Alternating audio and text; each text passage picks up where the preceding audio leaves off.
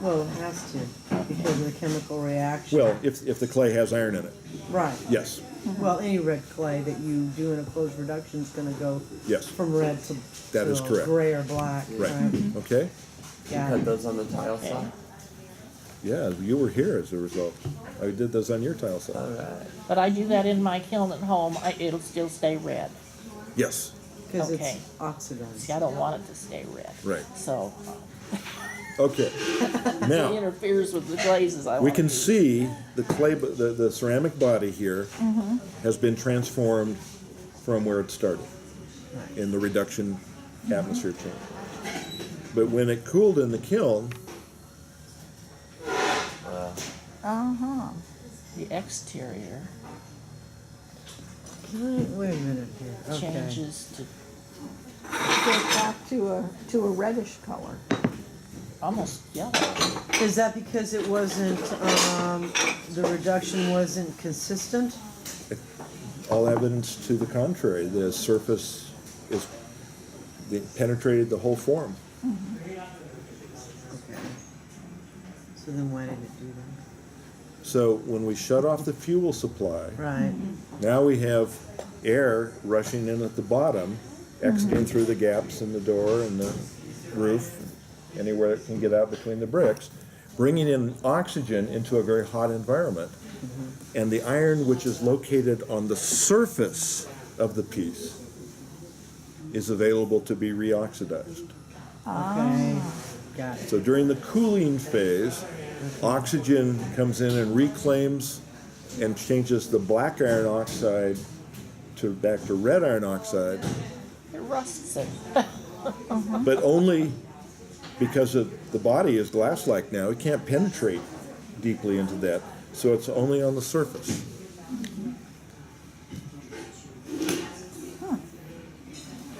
Yeah, that's fascinating.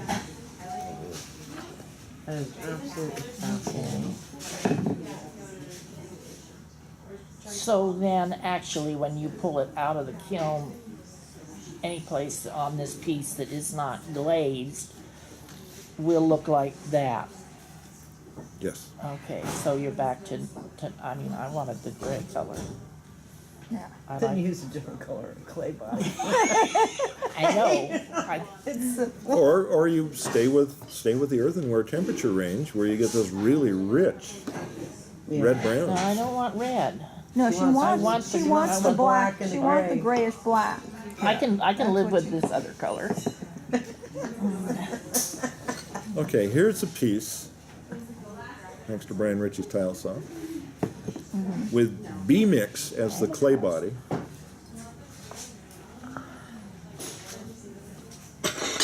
And a glaze on the surface.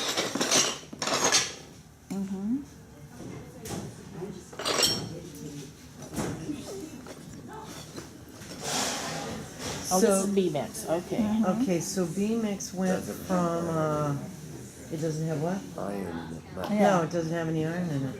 Or very, very little. very little. You sometimes see specks. So it stays the same color throughout. Well, actually, You can see the it base. darkens a touch. Or Yeah, it but I'm goes more saying that matte. the internal, It's a cooler gray. Yeah. her internal color of this piece is the same as the external Well, color. there's B-mix over there, right, where on the Yeah. corner, so it's more, beigeish. It goes from beige to like I a guess it doesn't matter. off Grayish gray. white, Grayish white, yeah. yeah.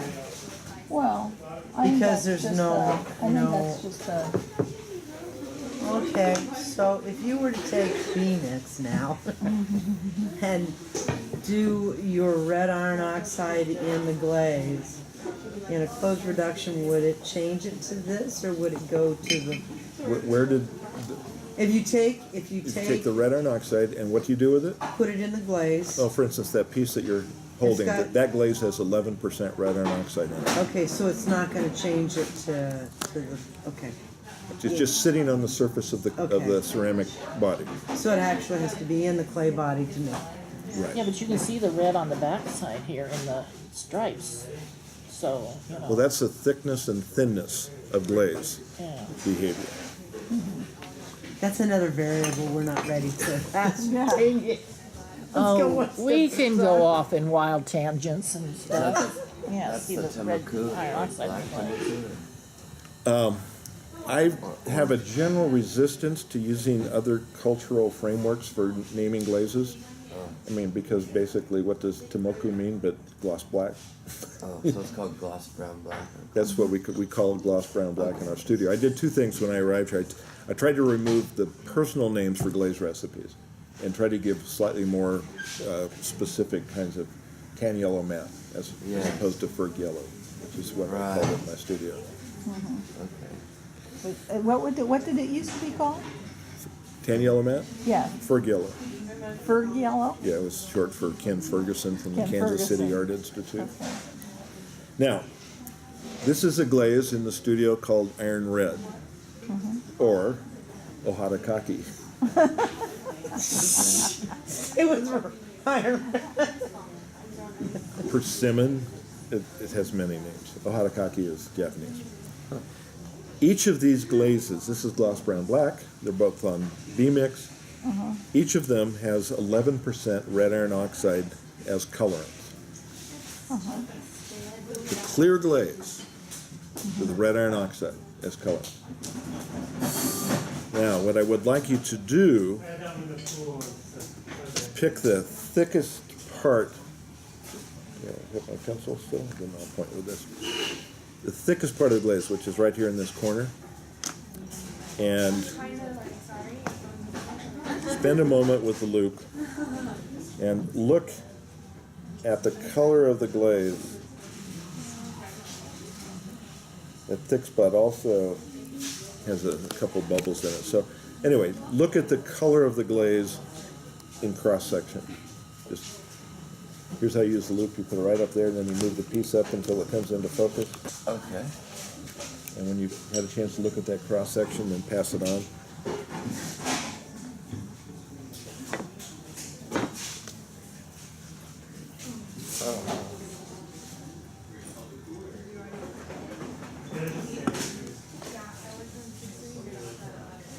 And the cross section that I'm looking at it here. Cross section of the glaze sitting on the surface.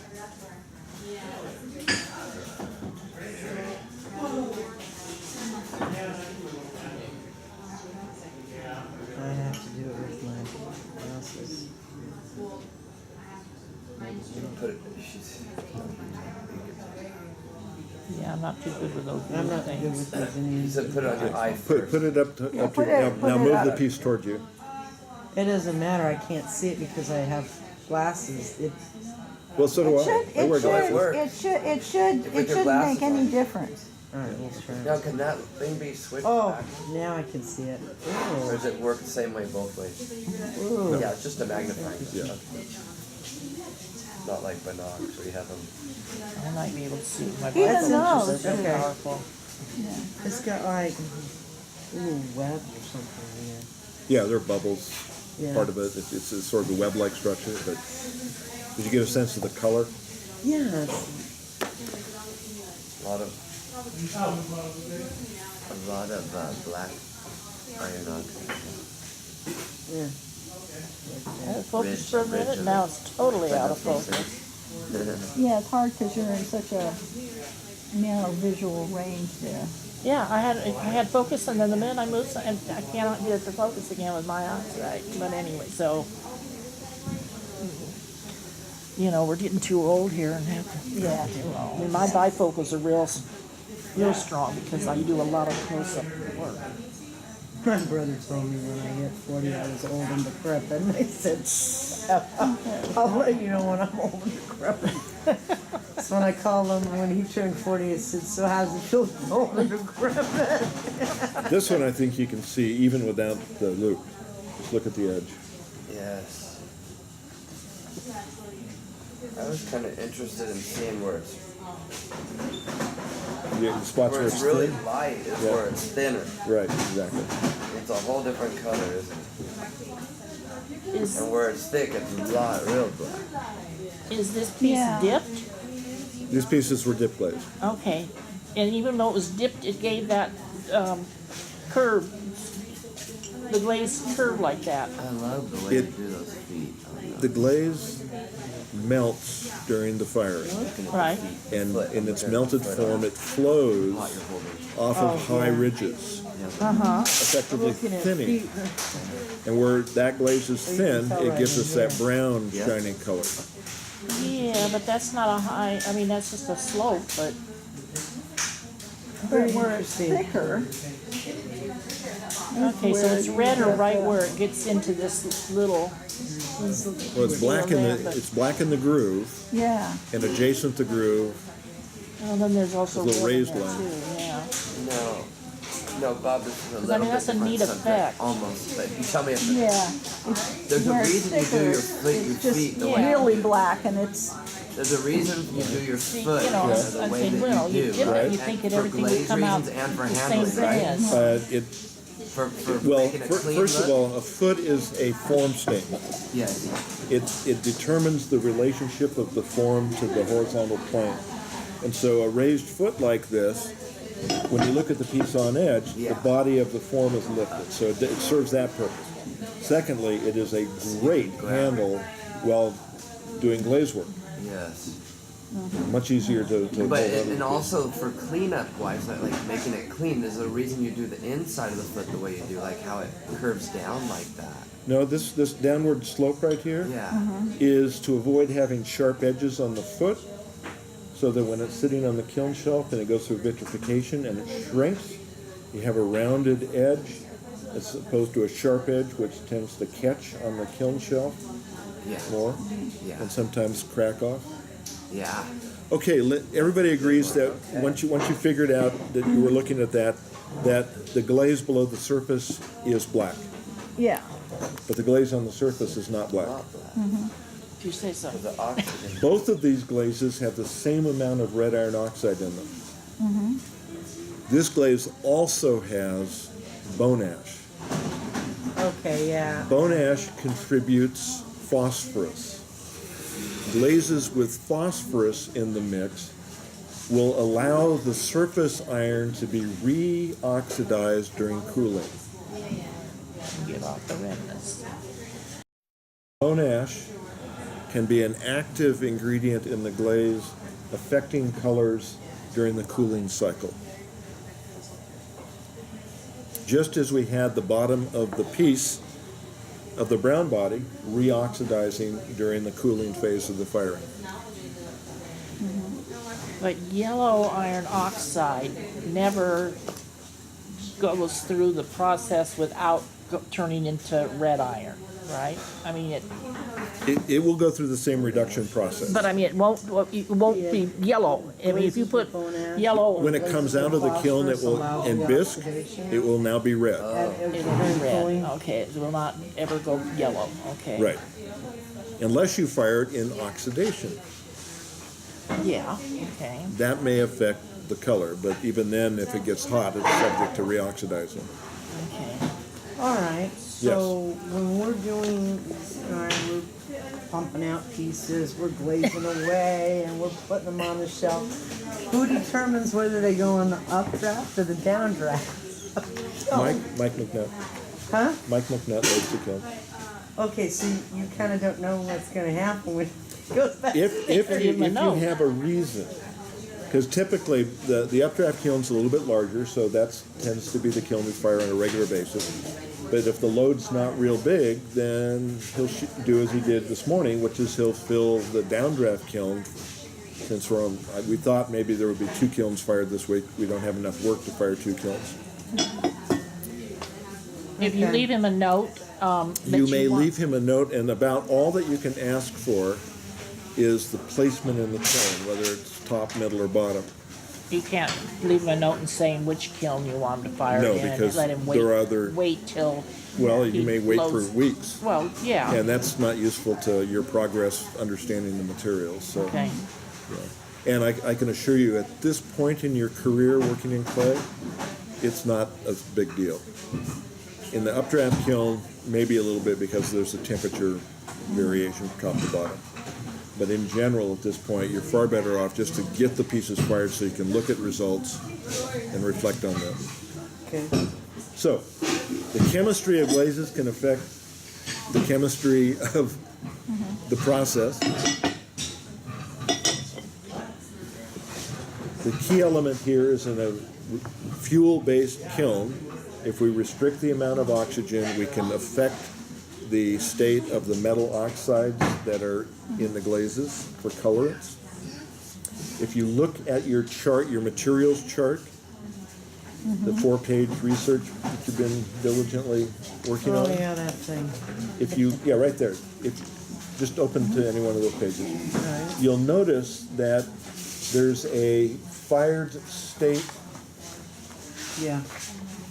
and some of the materials go through rather dramatic changes. So if you look at page 2 and look at whiting, Yeah. you'll see that you start with calcium carbonate, Okay. but you end up with calcium oxide. Yeah. And the carbon dioxide, that CO2 that's now gone, has been given off as a gas during the firing process. And it's gassing in the middle of a glassy matrix, so you get a bubble. So part of our firing process is to give this material time for those gas bubbles to come to the surface and pop and then heal back over. Wow. Okay.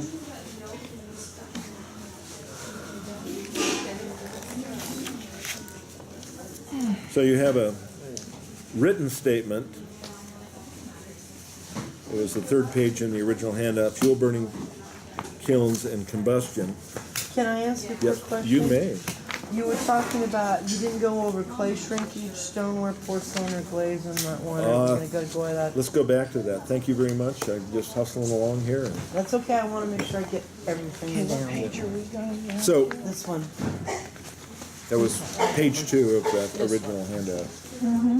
Okay, so clay shrinkage for drawing is, When most of our clay bodies yeah, will shrink between 6 and 8% going from wet to dry.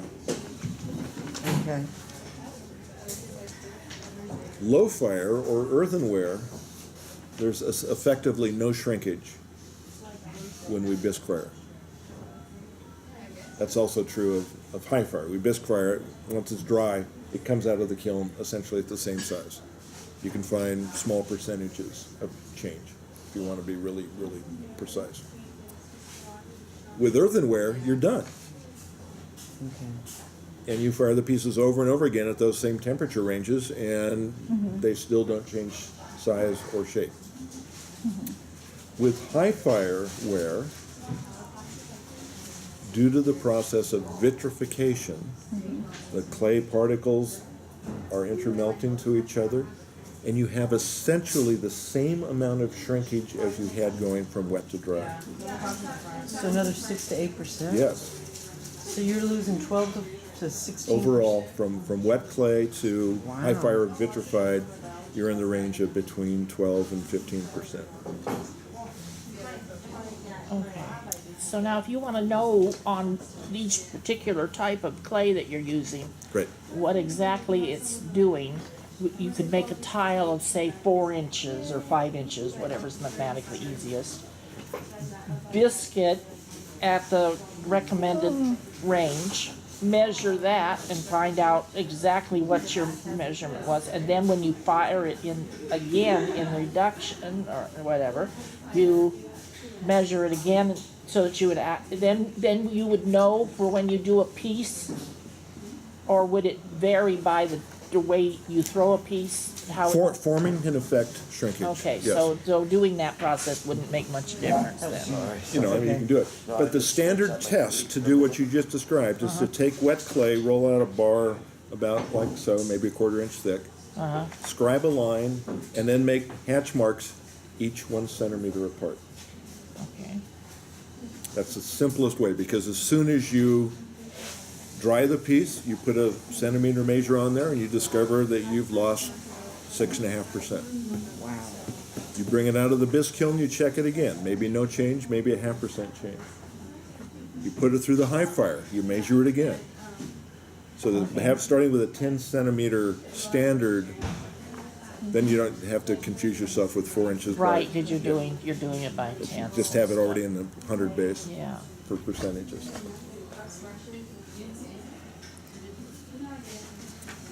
I erased the kiln when I could have left it there. It's vaguely there. So our updraft kiln, Okay.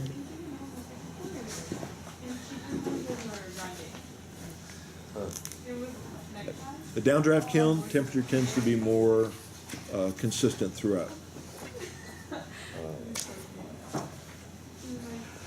So, Mary Ellen, you're asking, what control do I have over that well, precious little?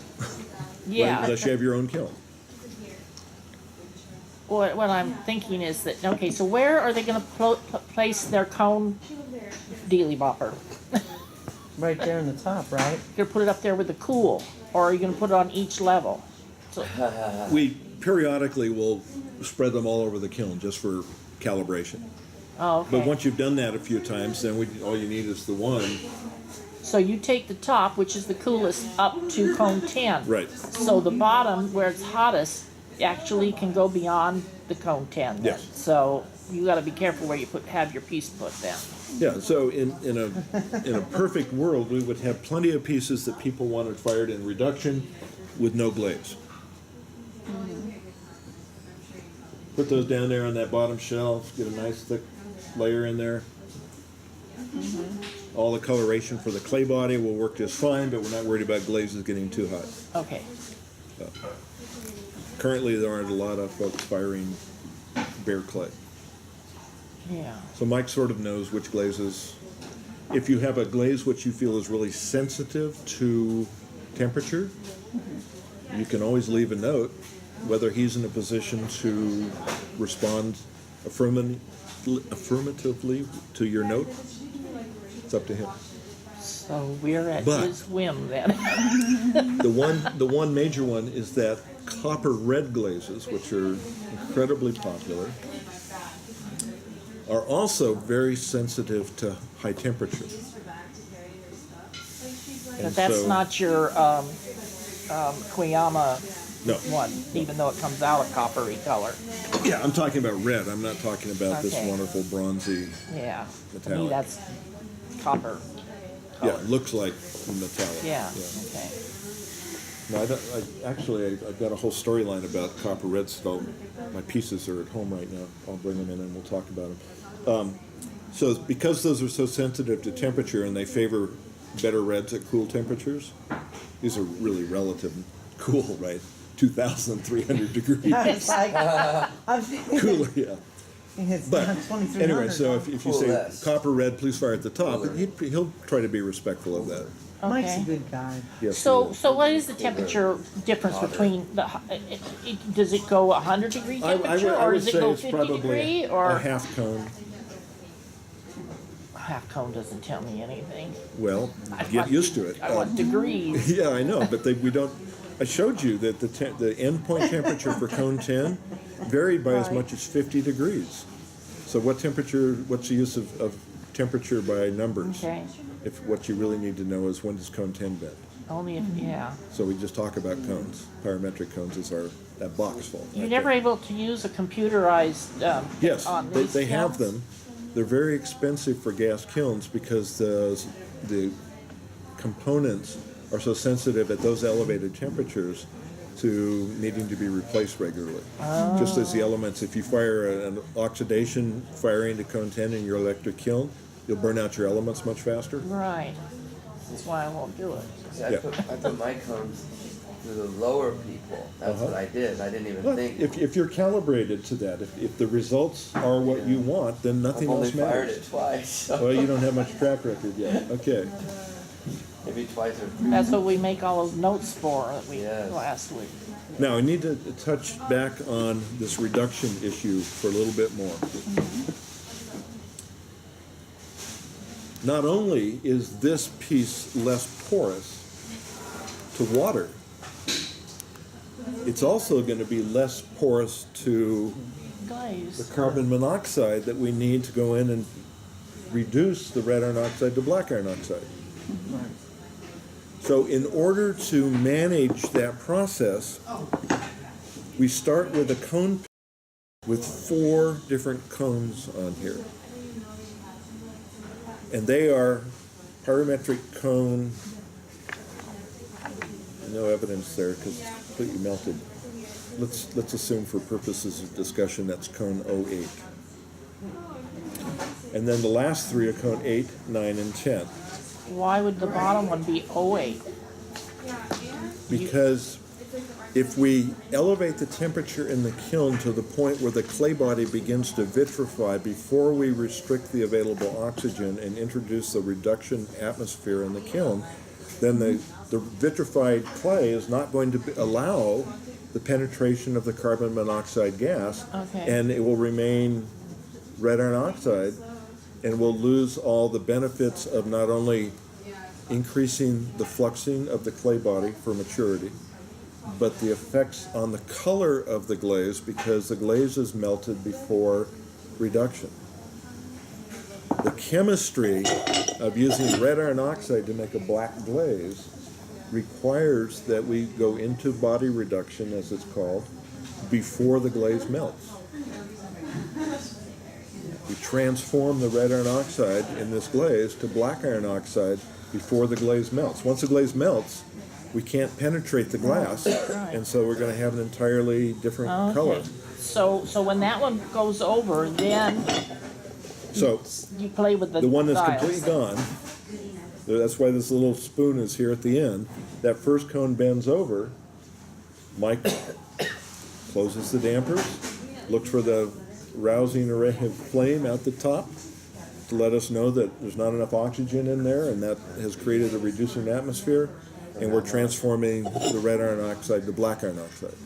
Have to do that before the clay body vitrifies and before the glaze melts. So for safety, we could do it a little bit higher, but we do it at 08.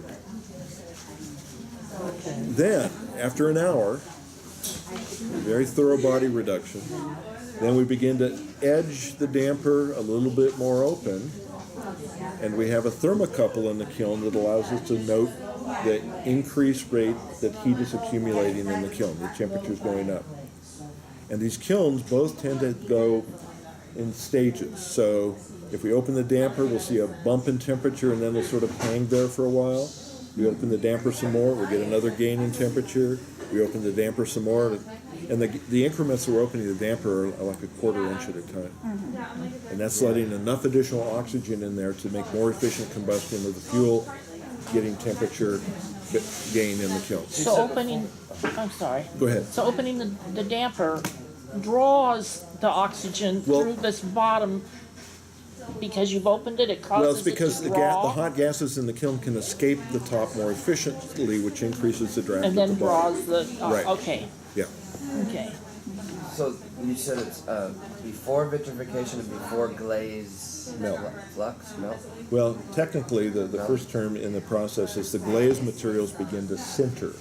It's the first phase of melting, sintering, S-I-N. And And so, that's what you're talking about? right, we want to make sure that we go into reduction before the glazes have begun the melt or sintering. I'm never gonna own one of these kilns.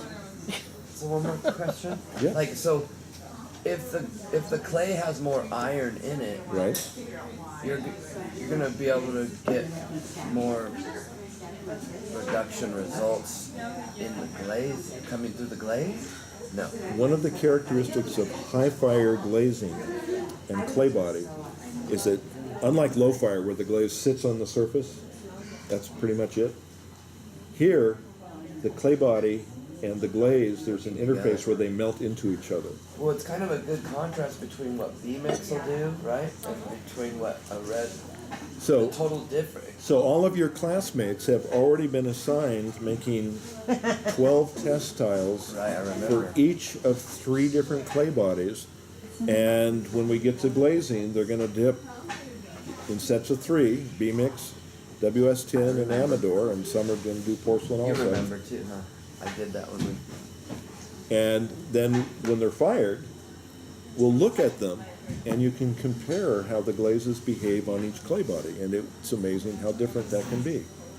I was just deciding to check and see, I think this is not a strong enough magnification to see the interface. I've seen photographs, of electron micrographs where they can really blow that up big and see that there is this third, you got clay body and glaze, and then there's this third entity where the two become one. So we have cone 08 in the kiln, and when that bends over, That's your cue. That's It's when time. you close the damper, close the damper, initiate reduction. initiate reduction. So you need to get up to a certain temperature. Well, we before could you we do could this. be really inefficient and go into reduction as soon as I light the kiln. But why bother? The real chemistry happens when the stuff gets real hot. So we want to burn efficiently until this point, and when that bends over, then we can go into body reduction. Then we can slowly add oxygen, but not so much, because I've actually seen situations where you go into body reduction, you get good penetration, and then open the damper too much, and the oxygen rushes in, and it reconverts the black iron oxide to red iron oxide. Because it cools it quickly. Yeah, well, no, not so much cooling, But because it's really hot. It adds all But of that the clay oxygen. body's not vitrified, so it's still porous. Okay, got it. The glaze hasn't melted, so it's still porous. Another reason for leaving that open, and when you start up, that would also be a way to help pull out any of the moisture Oh, that yeah. could possibly be in there. Yeah, Okay. absolutely. Yeah, then early on, we're preheating the kiln. Next step for me So is you go back wouldn't and wanna close the shut it door. off. And then before I leave at 5 or 5:30 tonight, then I'll bump up the amount of gas. Tomorrow Mike will come in, it'll be about 1,600 degrees. He'll increase the gas, close the damper some, wait for 08 to go down, and then he'll initiate body reduction, and then I'll finish the fire tomorrow night, firing. My goodness. So when it comes to dinnerware kind of stuff, if you were making it, which clay would you prefer to use? I've used them all. I've used them all. I don't like WS10 Yeah, in terms of its glaze response. yeah. It's a wonderful clay body for sculpture. Some people really like the colors that come with it. Yeah. I mandate that you test it because I want you to see the range of possibilities. Make your own decision. So, there's one other thing that we haven't discussed thus far.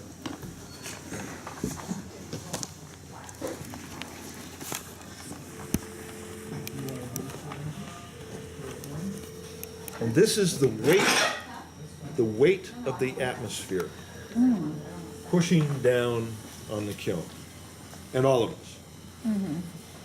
At sea level, the weight of the atmosphere is 14.7 pounds per square inch. Pressing on your body, on your eyeballs.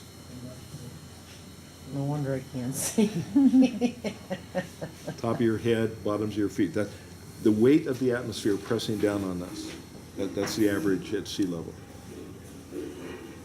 What did you say it was? 14? 14.7 pounds per square inch.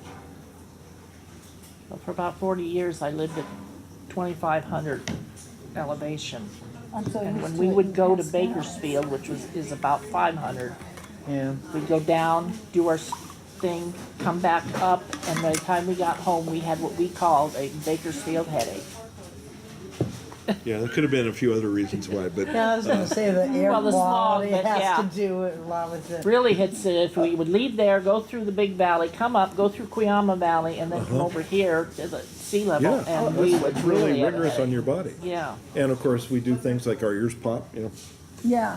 the things we do in airplanes to make the different, you start The at pressure LAX, differential, yeah. and as soon as you get up in the air, they change the air pressure inside the cabin to that of Denver, 5,000 feet. Oh, yeah. And then, so you're flying at 35 to 37,000 feet above sea level. The interior pressure is 5,000 feet, that's same as Denver. Which is bad enough. So some of that stuff we all encounter.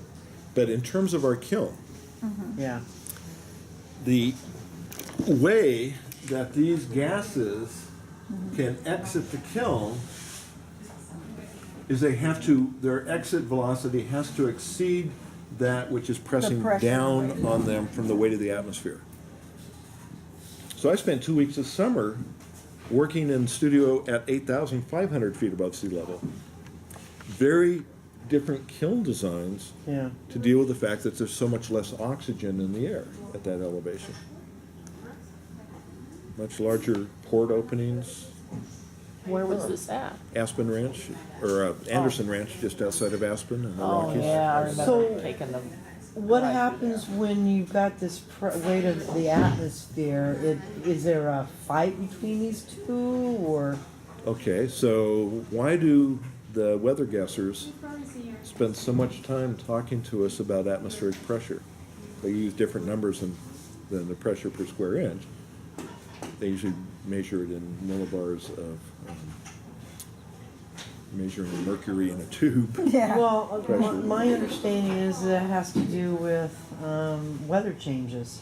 It's very much, the Okay. weather changes follow changes in barometric pressure. Right. Right, Okay. and it So we're will changing the also, weather in it the will kiln. also, it will also create a wind pattern Yeah. because the wind Always goes flow from low, or from high pressure to to low pressure. Right. Right, Okay, so Cloud cover. So right now we're experiencing a phenomena of inland high pressure, which tends to push wind toward the ocean, which gives us drier and warmer air. Right. And as the air comes from elevation downward, the molecules in the air are rubbing against each other. It's called compression heating.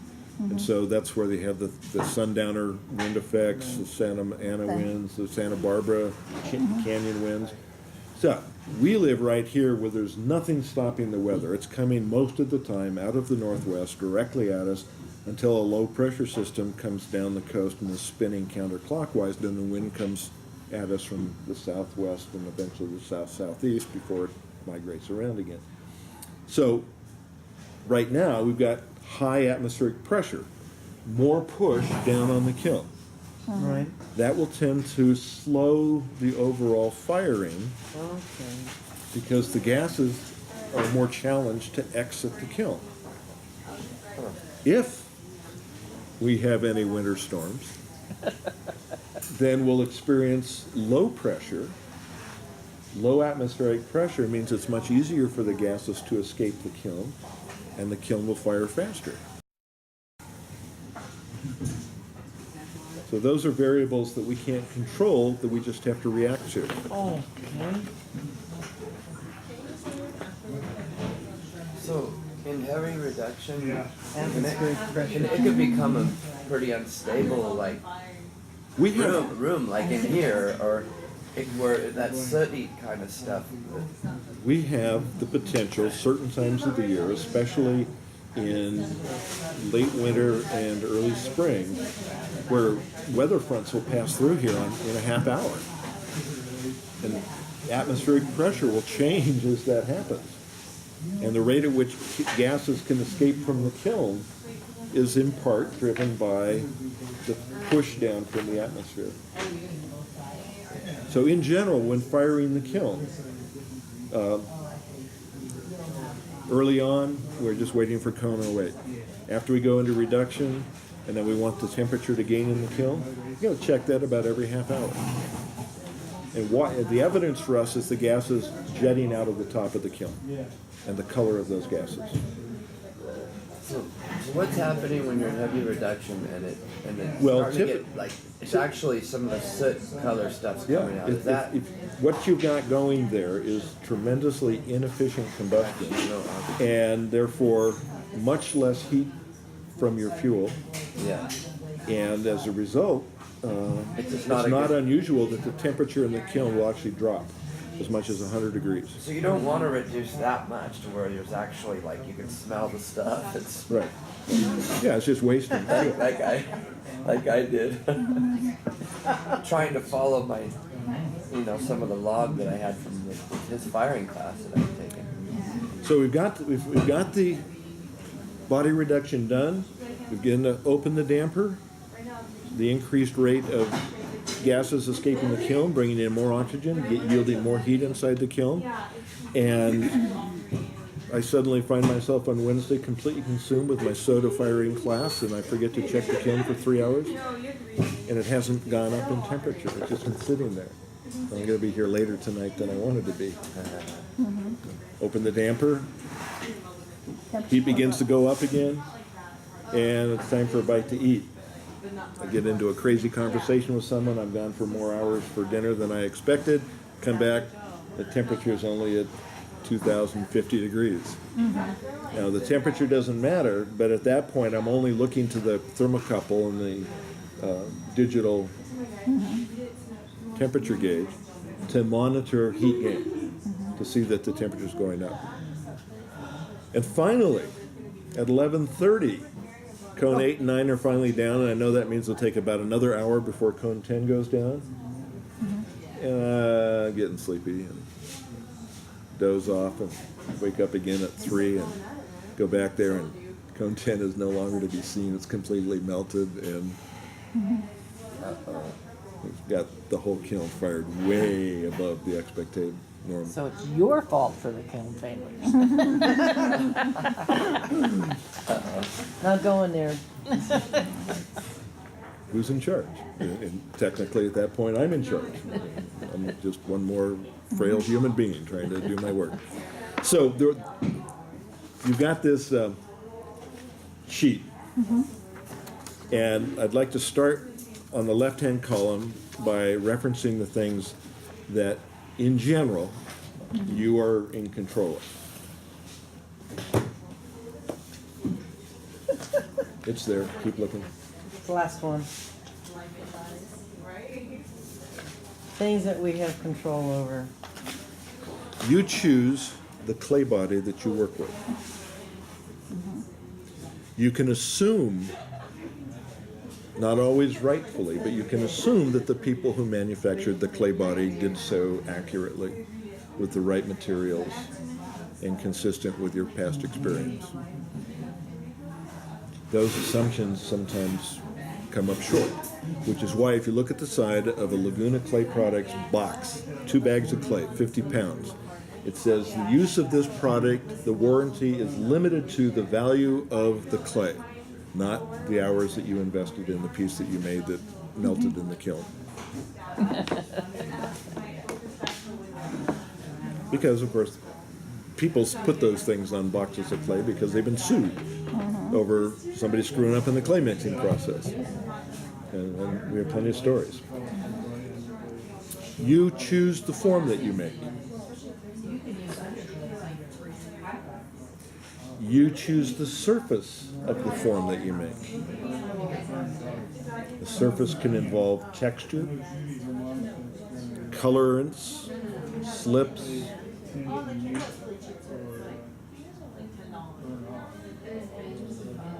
you put your piece on the shelf and hope that it is handled respectfully, is fired thoughtfully, and is returned to the shelf in the studio intact as bisqueware. A lot of ifs in there. Some of you have experienced the price of those ifs already. You choose the glazes that you apply, one or more glazes that you apply to the surface of your forms. Embodied in your assumption when you choose a glaze is that whoever mixed the glaze did so accurately, and that other people who have used the glaze did not contaminate them. Yeah, we don't I will share our tell you later how important it is to never have more than one glaze container open at a time. Yeah.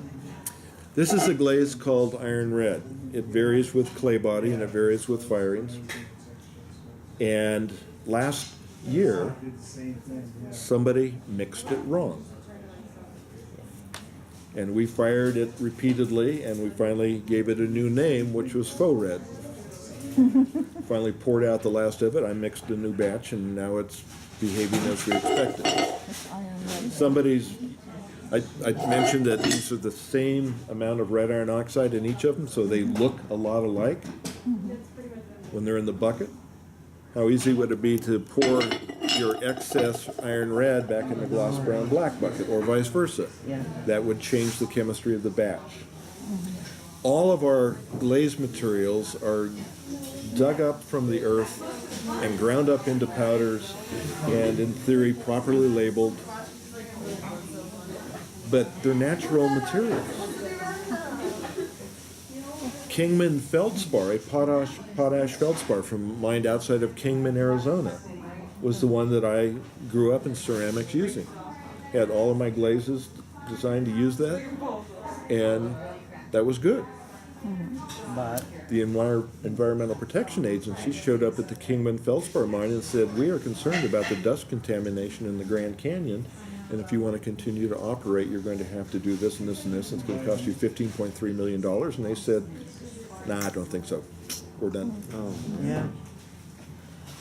Yep. So now all of our potash feldspar in this country, almost all of it, comes to us from Custer Mineral Corporation in Custer, South Dakota, where Kathy and Kathleen are right now. Until the EPA decides it. Shut Well, down. yeah, until there's some, Says object, reason of value. Mount Rushmore is going to be contaminated from pollution. And I really enjoyed going to Custer and going to the mine and going into the factory and just sort of getting a sense of where these raw materials are coming from. But they blend 7 to 20 different feldspars from different mining seams to get a consistent raw material for the glass industry in the United States.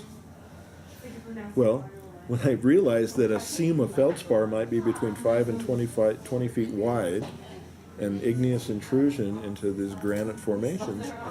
And when they dig that out, that's gone, pardon me, because of my elderly parents.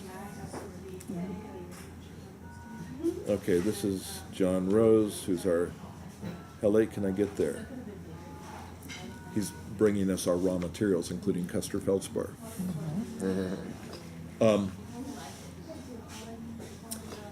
When that seam is mined out, I have to go find another one.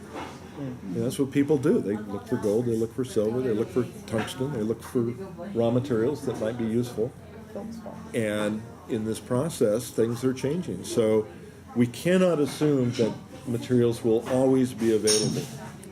The best story that I know of is Albany slip clay, mined for 100 years in the banks of the Albany River in upstate New York.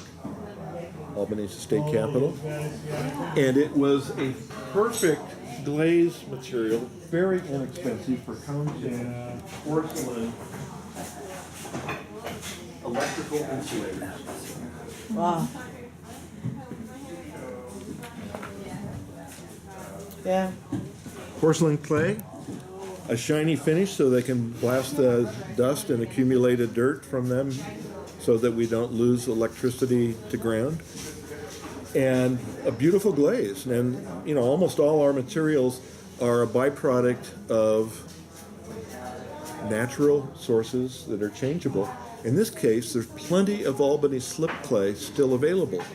It just happens to be underneath the foundation of homes and strip malls and banks and churches in Albany.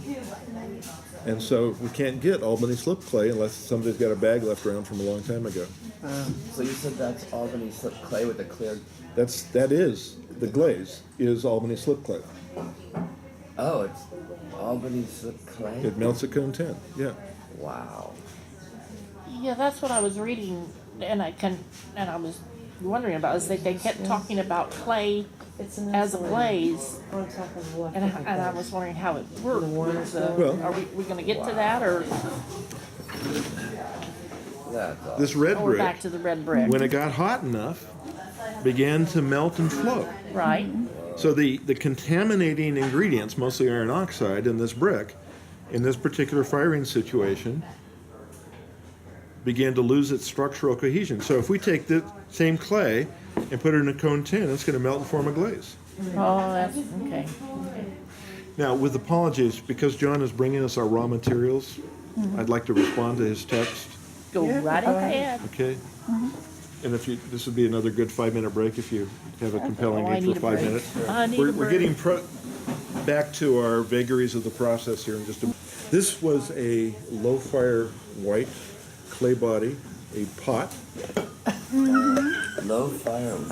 glazed with a high-fire clay, fired to cone 10. Because of the high fire glaze, yeah. It melted. Sorta. So nobody puts low fire pieces in the high fire kiln on purpose, but they get confused. And I cannot tell the difference between low fire white bisque Yeah. and B-mix bisque. Yeah. And if I'm not sure, I just don't put them in the high fire kiln. Don't we have a place to put our high fire projects? We do. On that's separate from the other Yeah. one? Okay. Is that the Koyama right there, this one? That's the Koyama. Wow, you still using that? That is so lovely. Amazing. It's You guys- gorgeous. Yeah. You go get it yourself? Yep. Wow.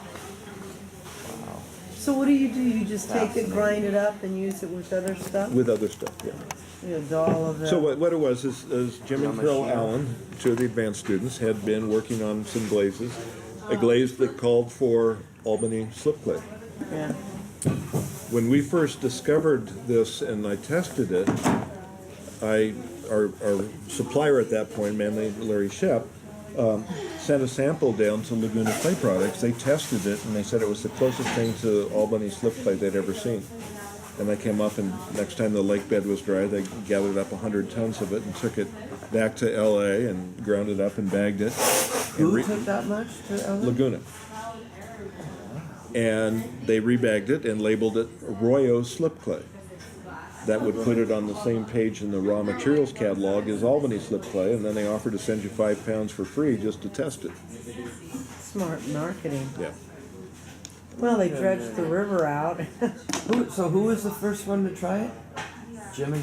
You and Jimmy? Well, I did the first test and knew that it melted, and I encouraged them to test it, and that's the glaze that came out of that process. But that's not just mixed with water. No, it's just mixed with other Other ingredients. stuff. Yeah, that's a Kiyomashino, or what do you guys call it?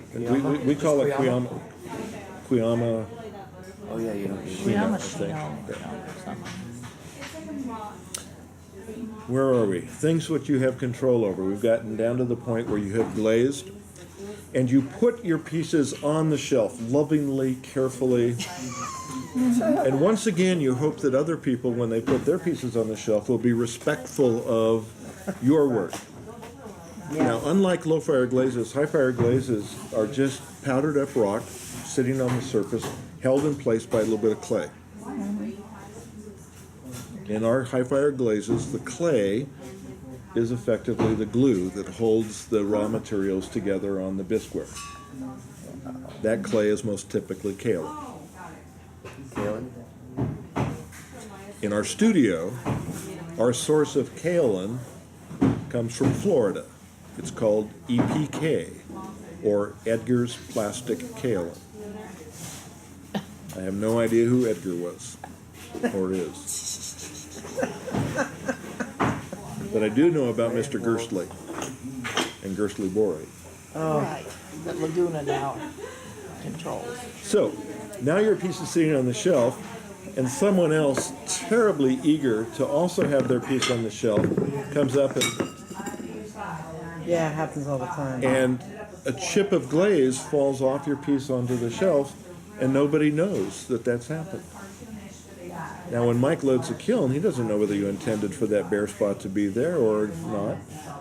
So then you fire the piece, and it comes back from the kiln, you go, What happened? I didn't do that. What happened? It's dry powder sitting on the surface of your piece. It's not durable. Yeah, but doesn't he load the kiln? We don't go in there and put pieces in the kiln. If you Mike loads a kiln, Yeah. but People go and put stuff on the shelf without any respect at all. And I don't know how many pieces yeah, chipped well, the last same thing semester. happens in the damper. Yeah, Yeah. yeah. Yeah. I It don't does. put anything in the damper now. Yeah, I don't either, or rarely.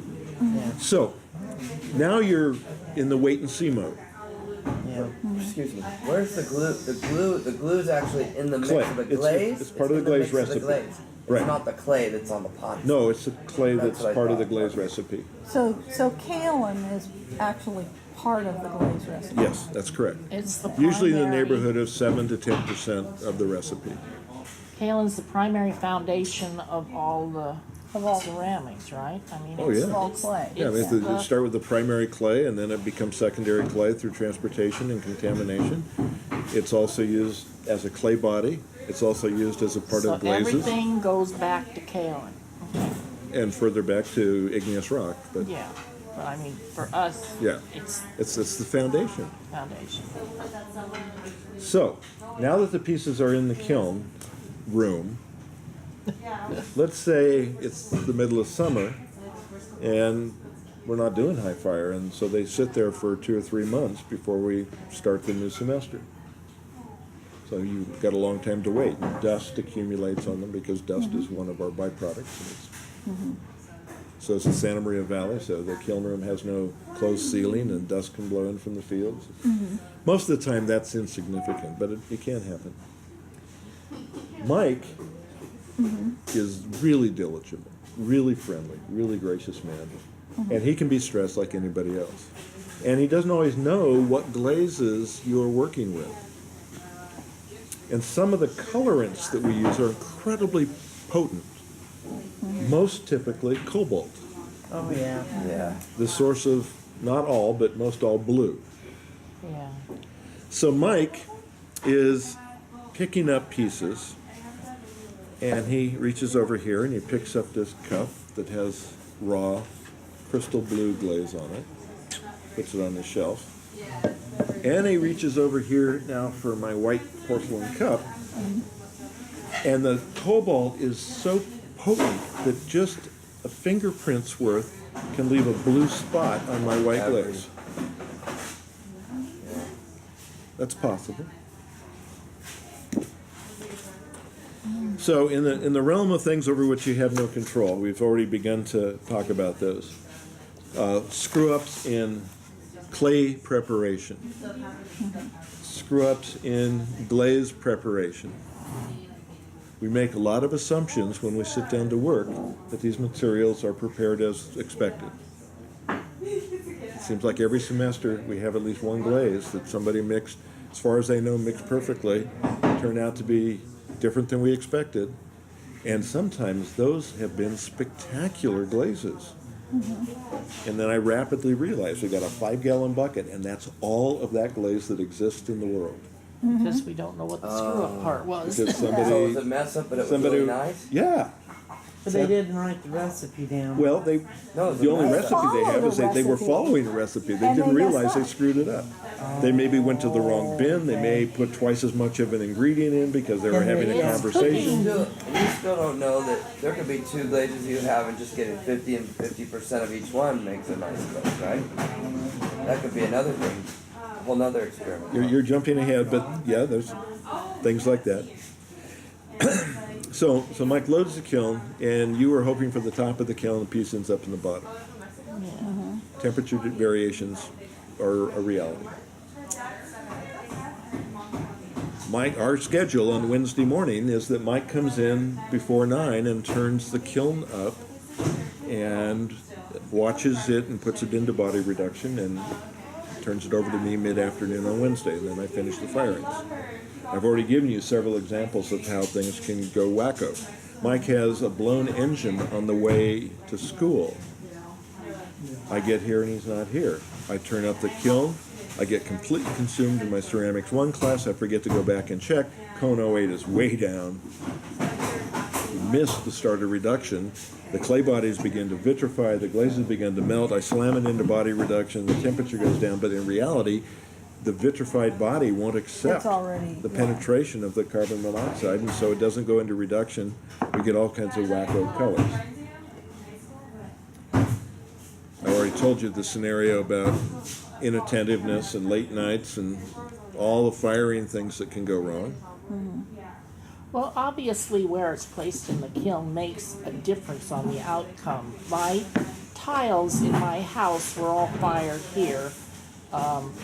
My mother, that was part of her class projects, was she made the hard Right. tiles and she made the backsplash tiles and stuff. Well, you'll get different colorations and stuff, and so she made a lot of them so that she could go through and pick out and make sure that she had the consistency when she installed them. But you know, we wind up with all these extra pieces then around. But I do notice that on my backsplash that there's still variance in the color. Oh, the cat. So we got a cat. Yours aren't big I enough. think her cats are fatter than that, though. There you go. She has big round We love the ears. cat, Linda. I actually, I have one that needs to get disc fired, so I gotta talk to, Monday, he's gonna load it. yeah, so I need to maybe leave a note for him or move it to someplace where he sees it. You're gonna see him, he won't be here, he'll be here tomorrow morning, he'll be here Friday. I'll talk to him tomorrow. Okay. So this is a rough schematic of 2 of your class. We can blame the cat on Linda. And Brian has discreetly told me that he's really ready to go into production on dinnerware. He said several people. So there's Brian's dinnerware and my cat. Yeah. And here we are in the So- same kiln. So look at all those kiln shelves. They have mass. Yeah. There are kiln posts between each level. And there'll be a tendency, if we're not paying attention, and this is really not a good idea to stack a kiln that way, is to end up with a mass in here that never gets quite as hot as everywhere else in the kiln because of all of the material, physical mass that has to heat up. And you can end up with the cat perfectly fired and some of the dinnerware underfired. We try to stack the kiln with shelves offset so there's more circulation between shelving. We don't want to make rigid platforms. Oh, yeah. So you've got this whole phenomena of even, what's in the kiln and what sizes they are that can affect how the firing plays out.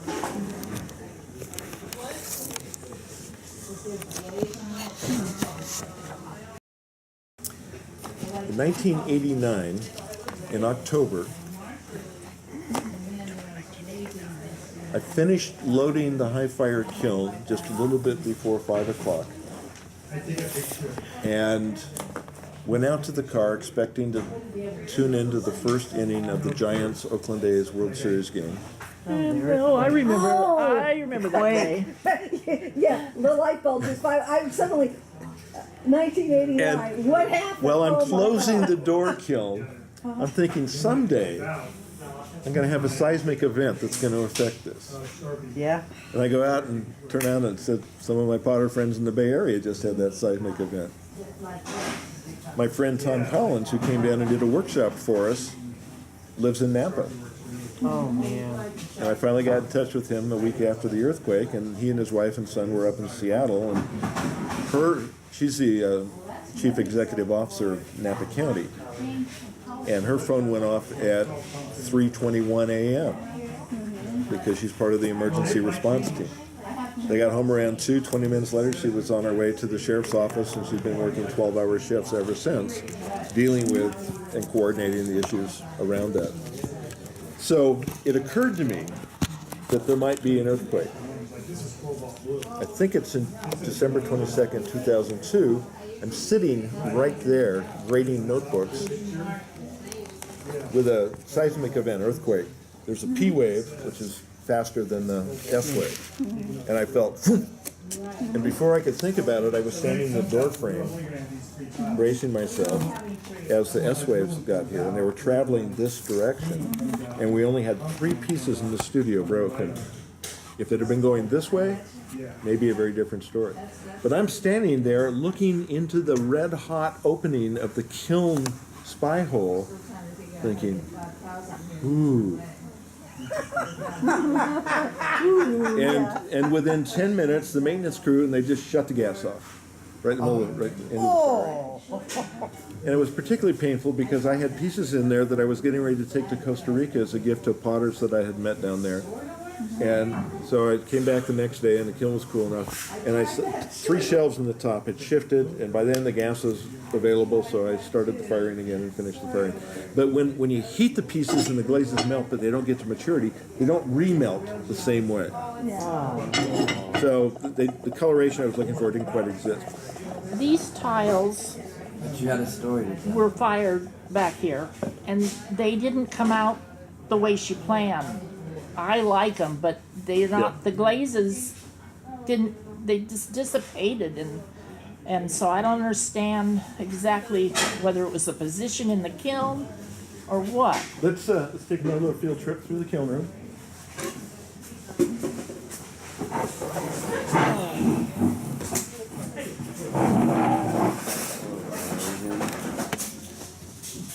Yeah, that's slick.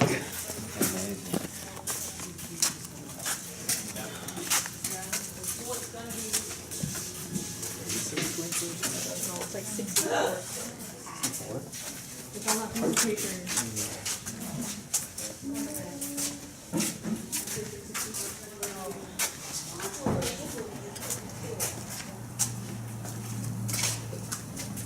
So, up above this doorway are panels that were done, fired here, and they're all mostly raw clay. But if you look at the second one down on the right-hand side, and you notice how yellow it is, and you compare that one to the second one from the bottom left, and the one on the bottom left, the much darker colors, those are all depending on variations in body reduction and firing. Wow. Let's pick a shelf and see where we go. Well, Yeah, that one piece doesn't even look like glaze was on it, but yet again, there's almost no glaze. There's just a little bit on one or two of them. yeah. The key element there is that the body reduction has a tremendous impact on the fired color results. Now we have, let's go back in. We have much more sophisticated knowledge of this process now than existed at the time that those were done.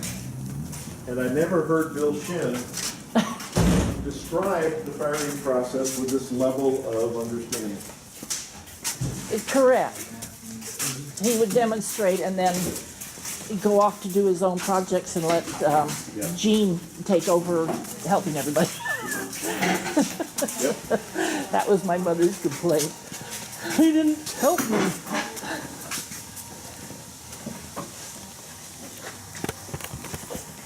So, you show a bunch of tiles, I would feel better about looking at them, in person. Yeah, they're very dimensional, and Yeah. it's not the best print job, but still, they're, like this leaf here has, it was totally glazed, obviously, when she first did it. Well, depending on where it is in And the they were shelf green. and all of the little variables. But this, to me, looks Maybe good. the glaze wasn't done right. Maybe she put it in the top instead of the bottom Yeah, one. you now have a better appreciation. Yeah. So the one thing we haven't talked about in terms of variables is that the furniture that the kiln is built of, the kiln is set with, those things get heat, cool, expand, contract. Over time, they're going to break down. You never know when. And so this Polaroid is one example. I'll pass it around. But the bottom shelf cracked. And so During the the firing. foundation, during the firing. And the foundation then was wobbly, and the whole thing shifted and moved. So it's collapsed. More recently, Oh my goodness, oh my goodness. Oh, that hurt. Wait a minute. I gotta see these. last week, Wednesday night, after I shut off the kiln, something shifted. The entire right-hand set went back against the kiln wall and down into the firebox. You're making us nervous Now, about wait, having our when- pieces when- fired. Did it dates on these? When did this one Oh, I had it, some. I mean, this is really 3 or making me 4 years nervous ago. about going to all that labor Oh, God. and then bringing it in here and What a nightmare. I'm going to have to consider this. Why bother? Yeah. Oh, yeah. oh my goodness, Stuff. looks like it snowed in there. Damn. Look at that. Oh, this is the one I saw. Yeah, this is. Yeah, this is, Oh, yeah, there's the two of two prints, one, they're different exposures, I think. Did you see this one? Yeah, I saw this Okay. one. So, we're dealing with this. So I don't. Nobody loads the kiln expecting for current kiln furniture Yeah. to fail, for things to go Add that on cattywampus, which you don't have control. Kiln furniture failure. failure. And no matter how much you try to put those all in place, hot, cold, expand, shrink, things can shift. It's rare. You know, it's happened 3 times in my 27 years here. Yeah. It was pretty dramatic when it happened. 10 will go over. So those indicate, you know, that we're approximating. And my experience has been that once 9's down, it's an hour still. Yeah. So, what happens if you decide you just want to fire your stuff to say cone 8? Is it going to be a failure because your glaze had to go to cone? No, Yeah. stay there. Remember that we're building recipes to approximate expected results from those recipes. Okay. And some glazes fire over a fairly broad range of temperatures, and others need more. So in general, if it's under fire, then the glaze surface may not be as shiny. You may have more pitting from gas pockets that popped but didn't heal back over. Let's see, I've got a piece right So if here. you're going for that look, Exactly. So this is a glaze that you'll deal with a recipe soon, called by my students, not by me, Bob's Wonder Blue. Oh, yeah, I've seen it back there. And what you'll see is there's a line like this, yeah. where I'm smooth and here very bubbly, coarse texture. And what happened in this firing, there's that same line, is that the reduction atmosphere was not strong enough, so it only partly reduced the glaze. And in the area where the reduction was not as strong, then the glaze didn't have the benefit of the additional fluxing of the mineral oxides, and therefore the glaze did not melt as profoundly on this side as it did on this side. Is that why there's that other, like on the other side, why you get that big brown, This, that where the that's separation from of the, using iron oxide and rutile as colorants in a slip decoration. We'll be talking a lot more about that. oh, okay, so That's on the so that was surface. purposely Yeah. put that way on there. Okay. This is getting so complicated. That's okay. It's simple. I mean, the more you want to know, the more there's to learn. But in reality, it's not all that much to do the process. But you need to go in with your eyes open about the tremendous vagaries of the Yeah, I process. wouldn't be that unhappy with the way this came out. So Well, here's, if you planned it to, but Well, it's just So, what's this now? this is a plate made of B-mix. Okay. It has 2 different glazes, canine and spodumene semi-matte.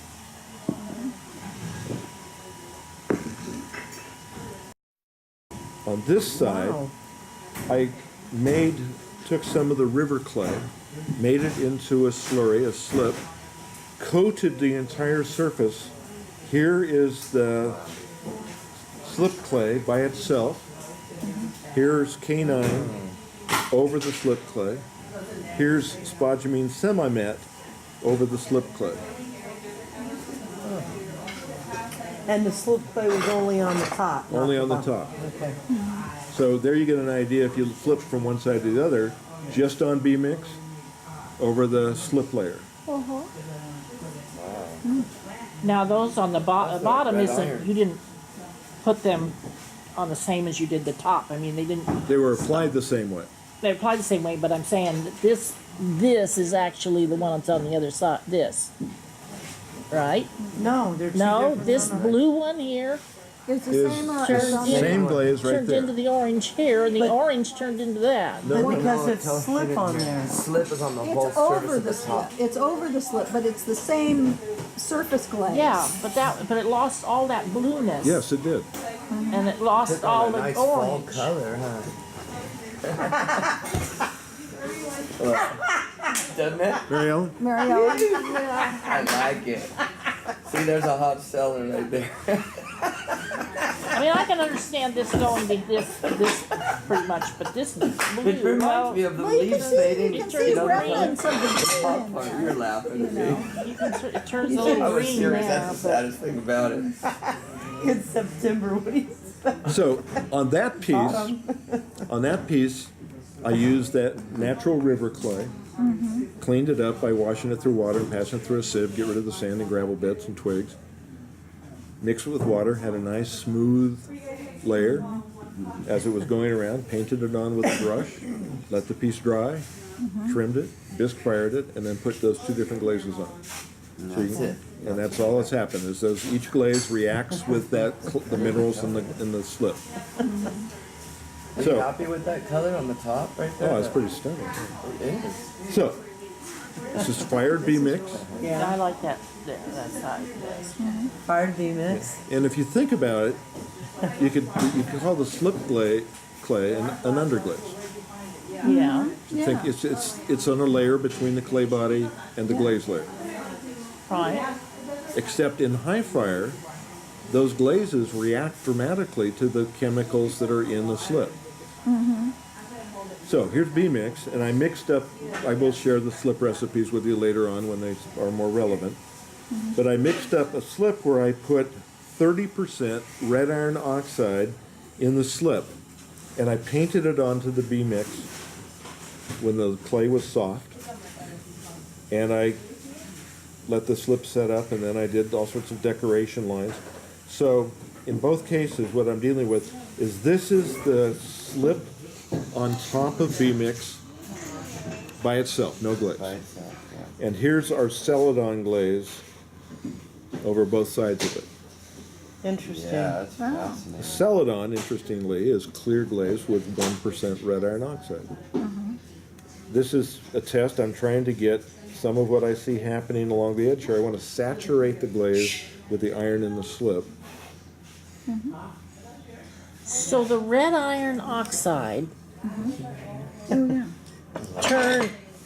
Okay, Not just like I'm not getting this very well. that is. The slip had red iron oxide in it. Correct. Okay, and then your clear The celadon glaze, Celadon had red on 1%. 1%, but the other had like 12% or something. You said right? 30. 30%. 30%. Okay, 30%, and it turns green. The green is from the 1%. Oh, The 1%. darker areas are the celadon reacting to the iron in the slip. Okay, now the Celadon is what? It's red oxide with what? It's a else is- clear base glaze. It's a clear Transparent, clear, like window glass, with 1% red iron oxide. Devitrified here on the edges. When here, you that- when you put the glaze over the slip on that plate, had you fired the slip first and then been put it bisque on? fired. But no, I mean High the fired?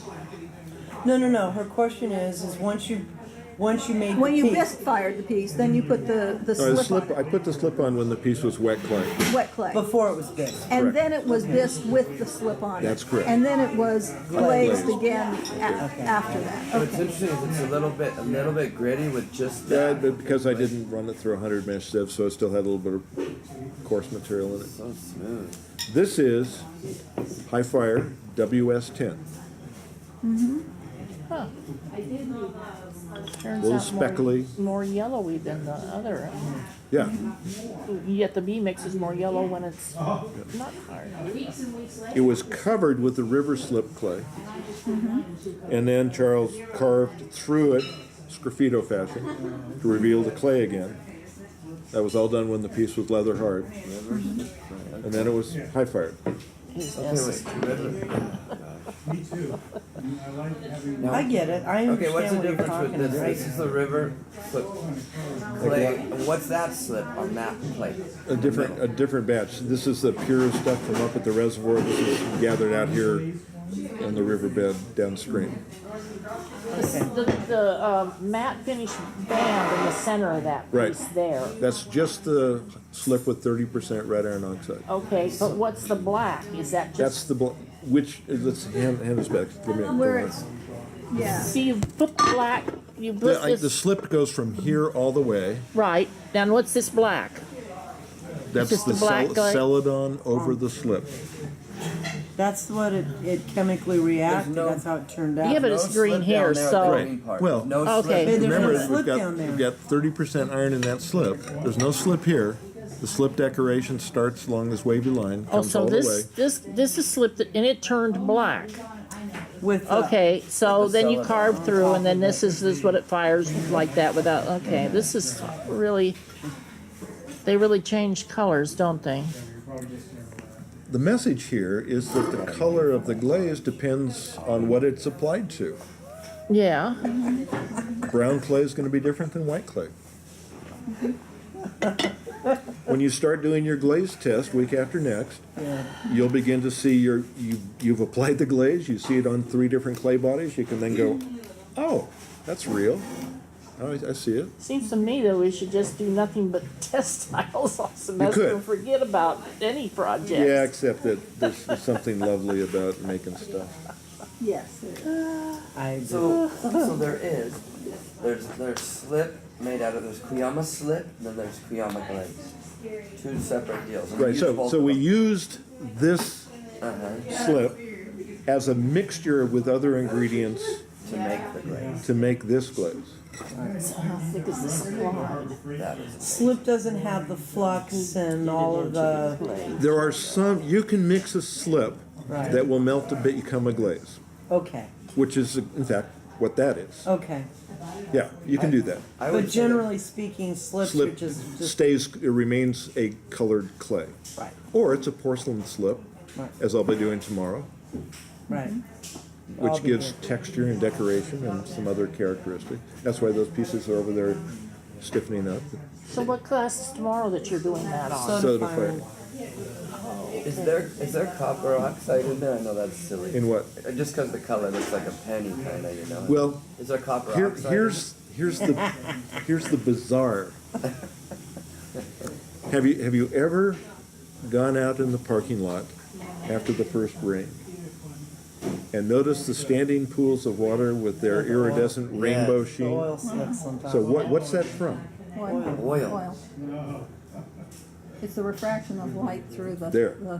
The oil creates an uneven layer on the water, although given enough time it will become uniform. It's an interference pattern. And when the light passes through the different thicknesses of oil, it is refracted back in wavelengths that vary. And we see the full spectrum of colors just like a rainbow.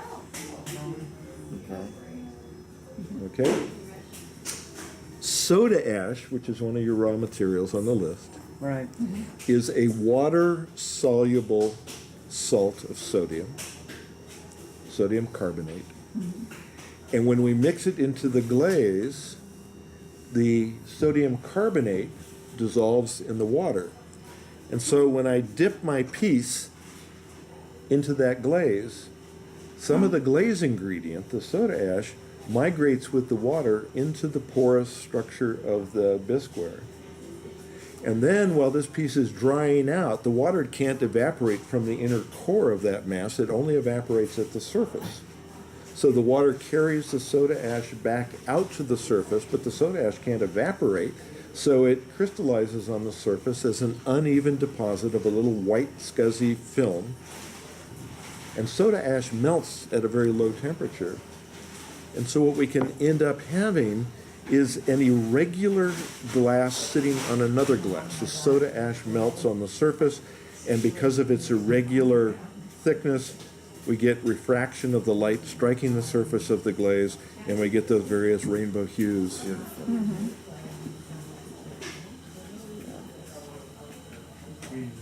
It's such a wonderful trip that we're on, this journey of information and discovery and experimentation. Yeah. And not all of the experiments work out quite as planned. This is clay that I gathered in Mike McNutt's backyard. He's got a big Mixed it into a slip. I applied it to the piece, and when it fired, Different shrinkage level. yeah, No. You lost your design that you. But people love that kind of stuff. They do. People do. When they're not even gonna go there. No, when they're painting, you've seen how they paint. They make it so it separates, and yeah. I'm Oh, an that artist, crackle, so that They now. come to your You studio know. sale and they look at this and they go, What can you do with it? Put a clear glaze over it. Yeah, it's a little milk Can bowl I for use it as an kitties. ashtray? Shabby chic. Shabby chic. That's the word. Yeah, put some I think clear if on you it. did put clear on it, it would make Okay. it really Wow. cool. Yeah. So something, Iron red glaze on the outside. yeah. But you can see in the thickest areas of this piece, the reducing gases did not fully penetrate into the clay Oh, body, it's got, but did fully penetrate at least through the glaze before it melted into the clay body before it vitrified, and enough that the overall result is acceptable.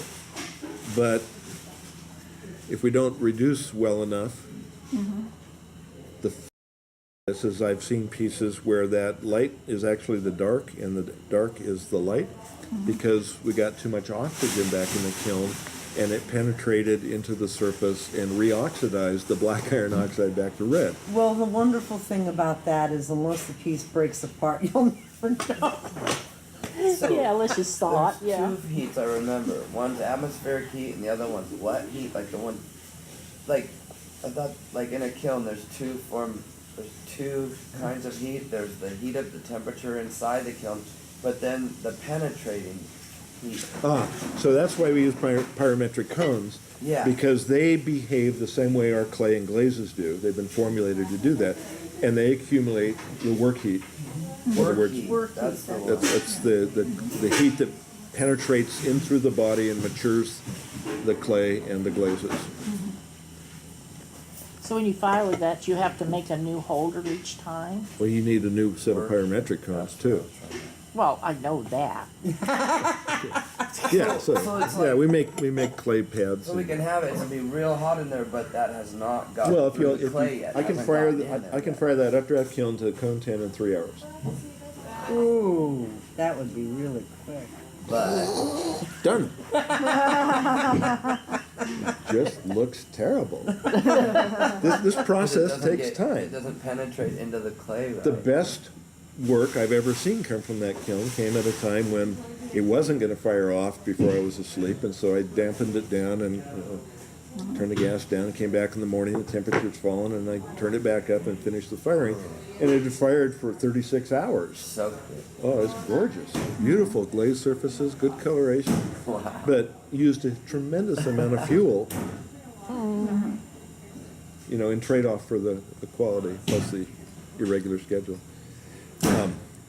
This has been splendid. Your questions are just right on target, really going after understanding. Sorry. Next week, we will talk about raw materials. Oh. So in other words, have that thing done. I've got like pages of it. Yeah, I need to sit down I and think she really got start carried away looking. there. I did not get carried away. Are there I any think- questions right now? I think I'm on overload. Yeah. Quality, not quantity, and